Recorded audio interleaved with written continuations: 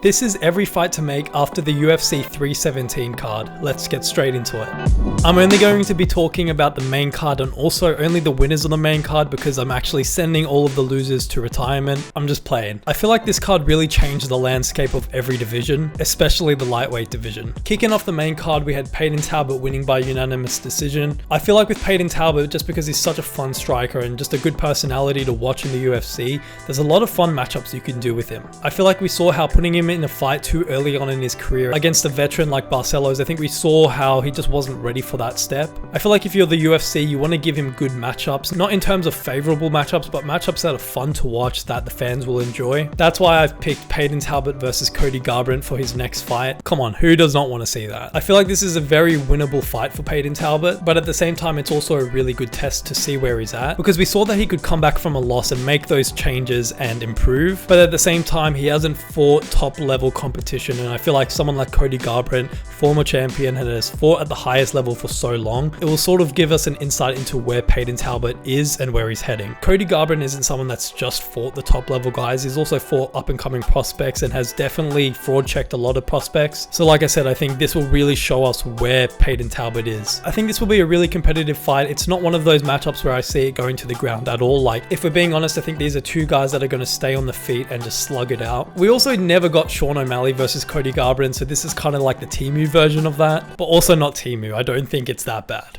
So yeah, feed Peyton Talbott to Cody Garbrandt, even though he'll probably win. Alright, next matchup to talk about was Beneil Dariush. Obviously, he also got the unanimous decision win against Renato Moicano. I'm sending Beneil Dariush to retirement, even though he won. He's going to retirement. I'm actually really not kidding. I just think he didn't look very good in his last fight. And obviously, you know, he was away from the octagon for so long, but he's not that old. But at the same time, I think he's just taken way too much damage. And if I'm being completely honest, you know, I like him as a person, but I just don't think his skill set can match up with someone like Topuria. I truly don't believe he's going to fight for a title. And I'm not being a hater. I know it sounds like that, but just imagine we fed him to Topuria. We saw what Ilya did to Charles Oliveira over the weekend. And I don't want to hear that excuse that styles make fights, because let's be real, Beneil almost got finished by Moicano in that first round. I think he's a super slow starter. Like I spoke about it in my last video, he rocks up to the press conference like he just woke up, he rocks up to the fight and takes like a round or two to get started in a 3-round fight. If he goes on to prove me wrong and ends up winning his next few fights and gets the title shot, I might have to delete this channel. I think deep down I'm just mad that this fight was so boring. But if I'm going to have to match him up with someone, I will say Mateusz Gamrot. Reason I say that is because Gamrot is one of the only people in the top 10 that's not already booked for a fight, and Gamrot just came off a win, but it wasn't a ranked win. It's not like he just beat someone that was in the top 10 to warrant him getting, you know,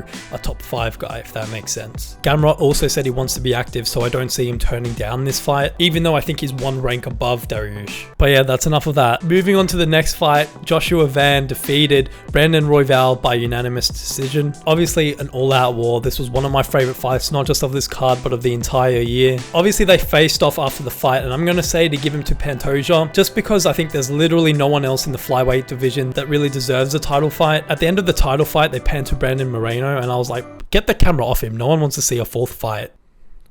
I'm dripping water, bro. If I'm being honest, I don't believe Joshua Van will beat Pantoja. I don't think anyone in the foreseeable future. He's just an absolute animal at this point, and I don't think anyone has the skill set to beat him in this division. But I think he has a good chance. I think he can definitely catch Pantoja, but I don't know. I think this fight will just be really good for the flyweight division as a whole, because I think it's one of those divisions that really needs a boost in popularity. And I think Joshua Van, being such a young guy that clearly resonates with the UFC audience, will bring that buzz to the division. I think it'll also just solidify Pantoja's legacy even more, because he's not fighting one of these guys that are a little bit older or that he's already beat. He's fighting this new, fresh, young contender that he's never fought before. But yeah, like I said, no one's beating Pantoja, but that is the fight to make. Moving on to the main event, we had Ilya send Charles Oliveira to bed. I'm seriously worried about Charles. I think he might still be sleeping. Ilya warned Charles to bring a pillow, but he didn't bring a pillow, so who knows if he got a good night's sleep. On the real though, I really want to hate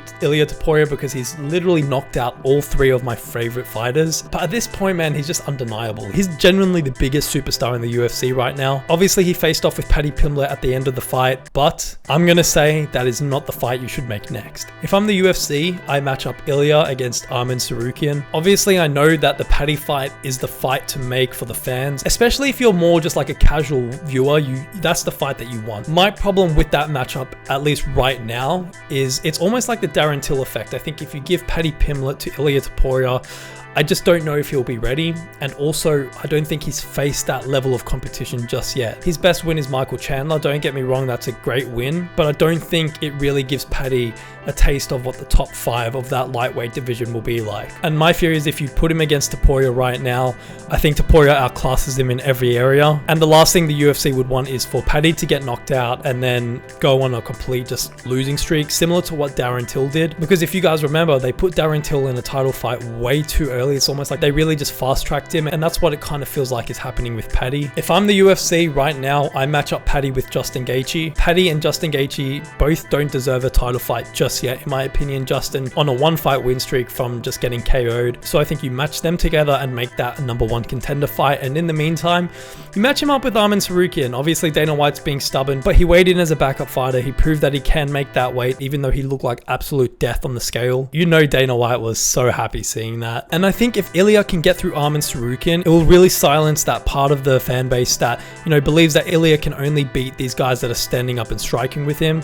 Because we all know that Arman's just going to shoot for the legs, which is the smart thing to do against someone like Topuria. But I truly do think that Topuria can also win that fight against Arman, and I think it would just really boost his stardom, especially right now because a lot of the fan base really hate Arman for pulling out of the Islam fight, and I think that's what Topuria needs. He needs a matchup where the fans are on his side. Like even against Oliveira, he was getting booed at all the press conferences, but if he fights Arman, he's going to be the favorite towards the fans. There's also genuine beef, and that's something that Topuria said he wants in his next fight. He wants to fight someone that he genuinely dislikes, and they definitely don't like each other. And again, if Ilia beats Arman Tsarukyan, which I believe he can, it will really prepare him for that Islam Makhachev fight if that's a fight that they do want to do down the line. And whoever wins against Gaethje and Paddy, then you give them the next title fight. And I think that will just genuinely make the fight between Paddy and Ilia so much bigger, assuming that they both win, because at that point Paddy will be undeniable as the next in line, where right now it's kind of a bit of a grey area. No one knows. All the guys at the top don't really deserve it, and the one guy that does deserve it, Dana White, just won't give it to him. Pause. So those are my matchups for the winners of the UFC 317 main card. Let me know what you guys think. Do you agree with me? Make sure you guys do drop a like on this video. Make sure to subscribe, and I will see you guys next time.